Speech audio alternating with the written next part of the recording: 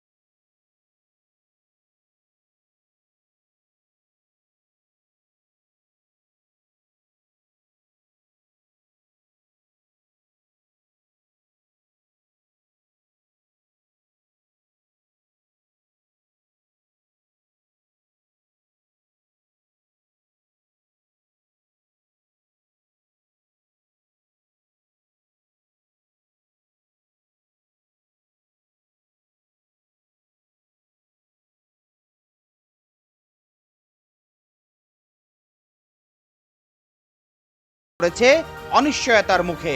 তার মৃত্যু ইরানের রাজনীতিতে তৈরি করতে পারে ক্ষমতার শূন্যতা।